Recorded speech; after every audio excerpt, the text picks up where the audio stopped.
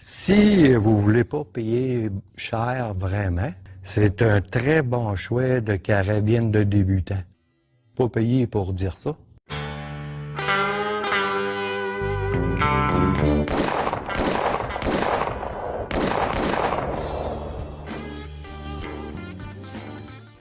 Salut tout le monde, j'espère que ça va bien. Moi, c'est Gaétan. Aujourd'hui, je fais une vidéo pour parler de cette carabine-là. C'est une carabine en PCP à plomb. C'est de la marque Air Venturi, modèle Avenger, en calibre 25. J'ai un ami qui a essayé ma FX, ma M3, puis il a adoré ça. Je lui ai fait essayer ça. Quelle était ta réaction? J'ai trouvé que c'était bien fun, ça. Fait que lui, il s'est dit, j'aimerais ça pratiquer moi aussi pour essayer ça. Qu'est-ce que tu penses des carabines à l'air? Mais là, je connaissais pas ça beaucoup, là. On a tiré peut-être 150, 200 plombs par jour depuis 3 jours. Oui. Ça coûte rien. Puis c'est précis. Fait que j'ai dit, pour commencer, une bonne carabine de base, si tu veux, achète-elle. Puis on va la tester, puis on va voir si c'est vraiment intéressant. Fait qu'il l'a acheté. Par la suite, j'ai dit, ça te prend un télescope. Puis que j'en ai fait acheter un bas de gamme aussi. C'est un CV Life 624. C'est pas pire. Pour le prix, c'est vraiment pas cher. Je pense que c'est 60$. Pour commencer, c'est une bonne lunette de visée pour se pratiquer, pour savoir si on va aimer ça. Après, on peut investir dans un vrai télescope. Celui-là, il est second focal pleine, puis les tourelles, c'est pas parfait pour faire du tir de précision, mais c'est super bon pour ceux qui sont pas trop difficiles si on veut. Je le recommande. La carabine, je pense, c'est 400$ environ. Puis on a fait les premiers tests pour le fun avec ça, sans l'ajuster. Elle a un régulateur pour pouvoir l'ajuster, puis elle a un marteau ici qu'on peut s'en servir pour l'ajuster. À fin de compte, on a fait beaucoup de tirs. Puis là, le régulateur, présentement, il est ajusté à environ 2100. Hier, pour le fun, on a fait des tests de tir. Wow! Hey, on a resté surpris. On était à 50 verres. Puis il m'a battu avec la Avenger de Air Venturi. Soit que c'est le gars qui tire mieux. T'es chanceux, t'es chanceux. Elle tire full bien, semble avoir besoin de l'ajuster. Wow! Je suis surpris des groupes de cette carabine-là pour le prix. Puis elle tire vraiment bien, c'est incroyable. Ce que j'ai resté le plus surpris, c'est son régulateur. À fin de compte, avec 3 sortes de plomb, qu'elle tire bien, il n'y a pas gros de variation de vitesse. C'est incroyable. On a essayé beaucoup de plombs dedans, même quelques slugs pour voir. Puis à fin de compte, elle tire super bien avec des plombs. Fait que mon ami a décidé qu'il va continuer seulement avec des plombs.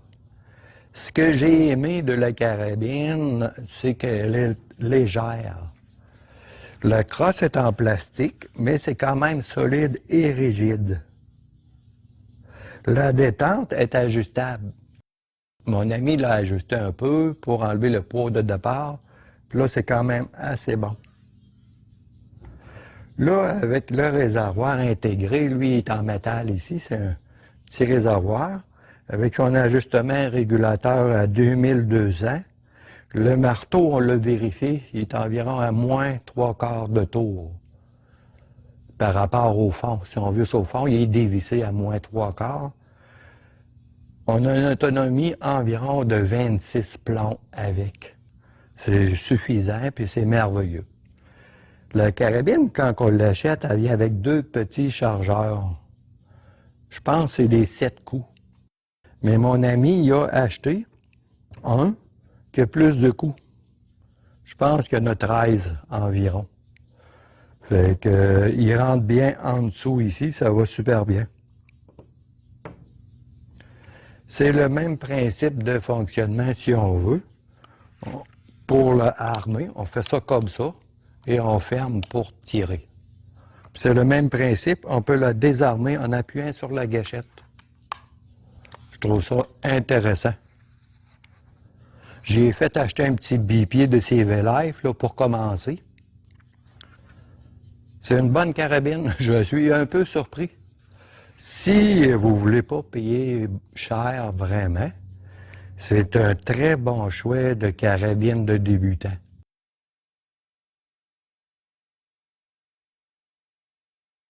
Là, je vais y faire un appui-joue ici qui va se construire. On va faire ça cet après-midi pour mettre dessus parce que ça, c'est un peu bas par rapport à la hauteur du télescope. Fait que la position, si on veut, est inconfortable. Fait que mon ami, là, il se pratique avec, puis il est vraiment content. Hey, moi aussi, je suis surpris. Acheter une autre carabine de base, là, ça serait celle-là. C'est pas parce que on est vendu, je suis pas payé pour dire ça. Mais elle est vraiment précise, la petite carabine, là, ça me surprend. C'est léger, là. Incroyable. Pour le régulateur, moi, j'ai eu envie de jouer avec. J'ai dit, pratique-toi, puis je vais aller te voir. Puis là, je suis rendu sur place. Elle fait une carte à tir full précise à 2200. Fait qu'on ne jouera pas avec.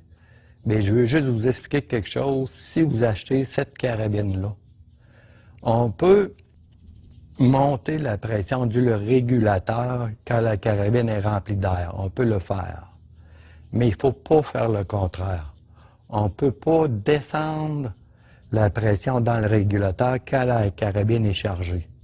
Si on a besoin de descendre le régulateur, il faut vider toute l'air dans la carabine.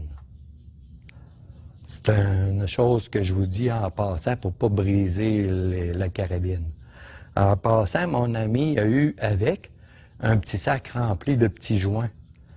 Si advenant qu'il y ait une fuite, il va pouvoir le réparer lui-même. En passant, j'ai oublié de mentionner que la carabine, là, elle a ici un rail 12 mm, là, puis le rail Picatinny. Fait que n'importe quelle monture fait dessus. En tout cas, c'est vraiment intéressant.